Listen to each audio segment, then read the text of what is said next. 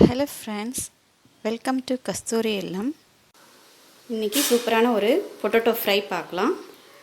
Potato மிளகு வறுவல் பார்க்கலாம். தேவையான பொருட்கள் என்னென்னு பார்த்துடலாம். மிளகு வந்து ஒரு 1.5 ஸ்பூனுக்கு எடுத்துக்கோங்க. இந்த மாதிரி ஒரு 10 பல் பூண்டு. இது வந்து நான் அப்படியே தான் போட போகிறேன். வாஷ் பண்ணி எடுத்துக்கோங்க. ஒரு சிட்டிகை மஞ்சள் பொடி, தேவையான அளவுக்கு கல் உப்பு. இது வந்து மிளகா தனியா வந்து சேர்த்துருக்கு. 1 ஸ்பூன் அளவுக்கு தான் நான் யூஸ் பண்ண போகிறேன். ஏன்னா மிளகு தான் நம்ம நிறைய யூஸ் பண்ண போகிறோம். கொத்தமல்லி கறிவேப்பிலை தேவையான அளவுக்கு. இது வந்து ஒரு வெங்காயம் கட் பண்ணி வச்சுருக்கேன். இந்த மாதிரி கட் பண்ணி எடுத்துக்கோங்க. ஒரு தக்காளி. இது வந்து ஒரு 2 பொட்டேட்டோ நல்லா வேக வச்சு குக்கரில் வேக வச்சு இந்த மாதிரி க்யூப்ஸ் மாதிரி கட் பண்ணி வச்சுக்கோங்க பொட்டேட்டோவை. தேவையான அளவுக்கு எண்ணெய். இப்போ நம்ம ஸ்டவ் பற்ற வச்சுட்டு தாளிக்கலாம். ஸ்டவ் பற்ற வச்சாச்சு. பேனில் தேவையான அளவுக்கு கொஞ்சம் எண்ணெய் விட்டுக்குங்க. நல்லா காயட்டும்.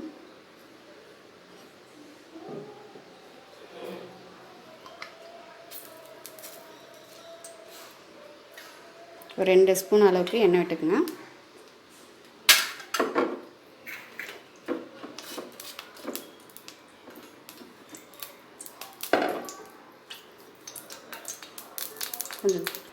எண்ணெய் நல்லா காஞ்சிடுச்சு. இதில் தாளிக்கிறதுக்கு நம்ம கொஞ்சோண்டு கடுகு போட்டுக்கலாம். நான் கடுகு சொல்லலை, கொஞ்சோண்டு கடுகு போட்டுக்கலாம். சேர்த்துக்கங்க. ஒரு சிட்டிகை சீரகம். இப்போ இதிலே நம்ம வெங்காயம் போட்டுக்கலாம். ஆட் பண்ணியாச்சு. இது நல்லா வதங்கணும். வெங்காயம் கூடவே நம்ம இஞ்சி பூண்டு நறுக்கி வச்சுருக்கேன். பூண்டும் மிளகும் நசுக்கி வச்சுருக்கோம் இல்லையா, அதை ஆட் பண்ணிக்கலாம். இதோடவே சேர்த்து வதங்கணும். நல்லா இது சிறக்க வதங்கட்டும்.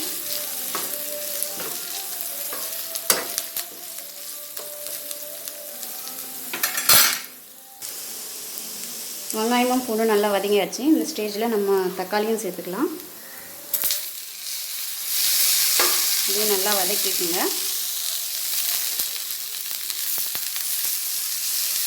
நல்லா தக்காளி வதங்கணும். நம்ம போட்ட தக்காளியும் நல்லா வதங்கிடுச்சு. இந்த ஸ்டேஜில் வந்து நம்ம தண்ணியை ஆட் பண்ணிக்கலாம்.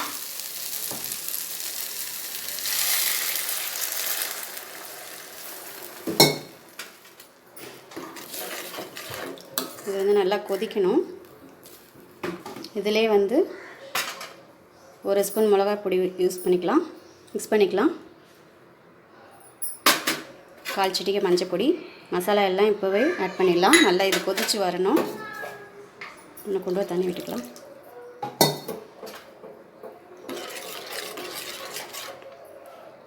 உப்பு தேவையான அளவுக்கு உப்பை ஆட் பண்ணிக்கலாம்.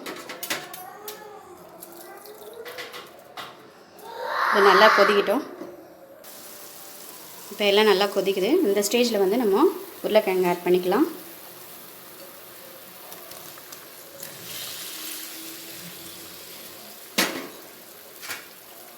இது வந்து வேகணும்னு அவசியம் இல்லை.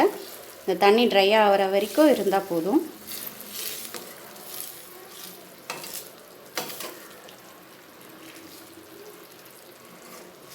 தண்ணி ட்ரை ஆகிற வரைக்கும் இருக்கலாம்.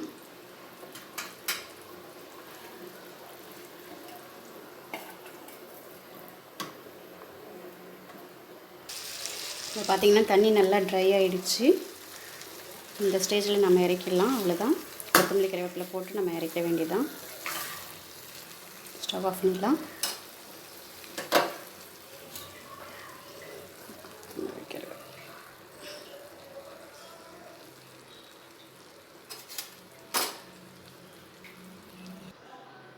அவ்வளோதாங்க. உருளைக்கிழங்கு மிளகு வறுவல் ரெடி ஆகிடுச்சு. இது தயிர் சாதத்துக்கு, சாம்பார் சாதத்துக்குலாம் சூப்பராக இருக்கும். பாருங்கள். ப்ளீஸ் ட்ரை பண்ணிவிட்டு சப்ஸ்கிரைப் பண்ணுங்கள், லைக் பண்ணுங்கள், ஷேர் பண்ணுங்கள். தேங்க்யூ.